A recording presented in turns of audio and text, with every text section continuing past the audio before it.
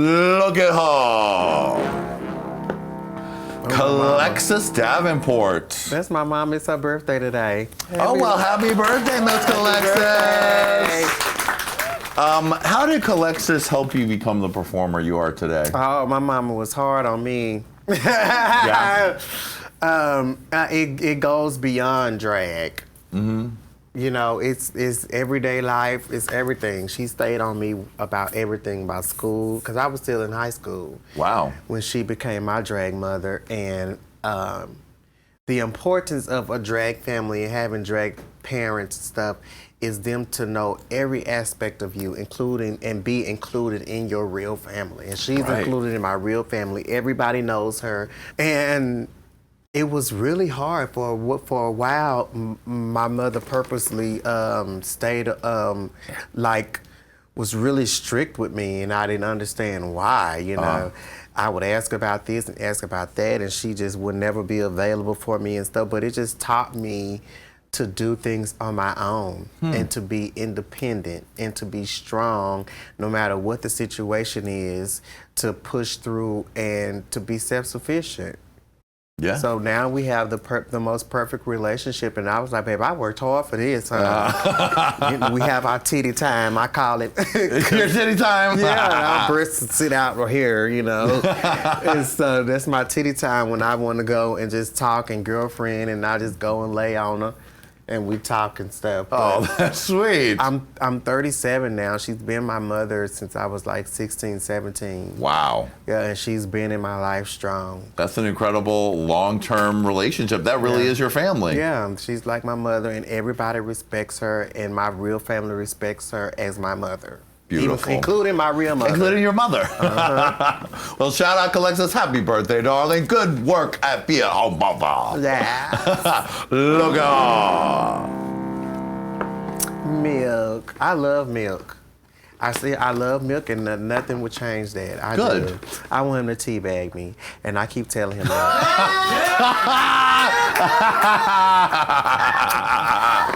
Yes, I want him and his boyfriend. Oh, but that's a double teabagging right there. That's some Lipton teabagging. People fail to understand that when it was never a personal problem. We never argued. We never got into it or anything on the show. It was just things that wasn't being done. It was like silent things that took place and stuff. So I was never mad at Milk or anything like that. None of that stuff. I still love that bitch. Did you guys have to have a conversation after the show? No. But like, what kind of conversation? Well, a conversation of like, girl, that was pretty fucked up. What happened on the show? No, Can we because clear the air? No, because we squashed everything on the show. Right.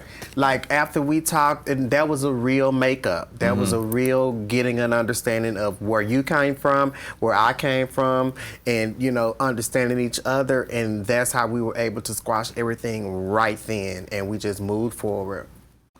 Did you think that Milk was misunderstanding how he was coming across to the other cast members as well as the audience? No, not at all. I do not.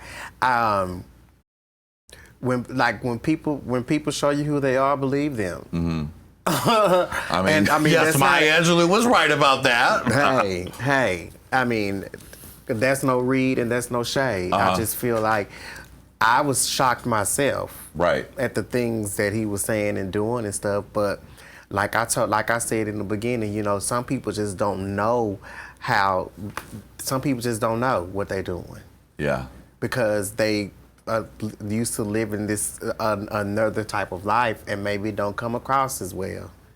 Has he talked to you about how he's felt about what the reaction from him on the show was? Because he was pretty well adored from his season, and then this was the first time I think he's probably experienced any fan negativity. Has he talked to you about that? No, he hasn't talked to me about it, but it was definitely in our group chat. The hate and how we was trying to come together to come against the hate. Right. But I wasn't too much of a fan of it because my whole outlook on it was, and I hadn't talked to him about it, I just never responded. But you just now experiencing this. We've been experiencing it. So I'm not gonna jump on board just because you experiencing it. Right. And that's just how I feel about it. If my sister over here is experiencing it, and my sister over here experiencing it, then it's my, as a sister, I'm going to be with them. Like Jasmine, I was with her, experiencing it. But just because now you are experiencing it, we're not finna make no big old campaign and stuff about it because this is your first time. So you're like, taste some of the danger that I've been chasing all these years. I'm like, what's up? I mean, now you want to make T-shirts and stuff and make them? No. No, I mean, and more power to her in the way she chose to handle that, but. The way I've been handling it is fine with me, and if we don't come together, not just for your reason, but for the reason that affects us all, then, I mean, what's the use?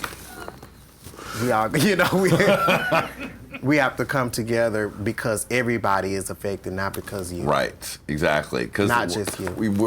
So you were feeling like, where were you when I was getting attacked? Right. All these other years. I met Milk one time, and that was before we worked together. I met him one time, and that was at DragCon. That's because he was directly across from my booth. Look out! Ben Angela. All right, we're in a different order than we've been giving. Who is that? Ooh, that's Photoshop. Shangela. Did you think Shangela should have been in the final two? Of course. I do. And Shangela thought she should have been in the final two too. Yeah. Did you get a load of any of the tricks that she was planning for her final lip sync? I don't know what the fuck she was thinking. I do not know what she was thinking, girl. I don't know. Because she talked about there were things and doves and sparkles and firecrackers that she had planned. They said they wanted to make it. They wanted us to make it big, and I was like, "What y'all want us to do with Wrecking Ball? I mean, really?" Right. That was like a challenge in itself. But I'm like, "What?" I had no clue. But you never know what to expect from Shangela. That's true. You don't. I love her to death, though. Just a true, genuine friend. Mm-hmm. And a great performer. Yeah. Why do you think that the other eliminated queens, almost across the board, did not choose her? Well, first, I think because they didn't see her body of work on the show. They don't see what's going on. Right. Because they only saw up to where they were eliminated. Correct.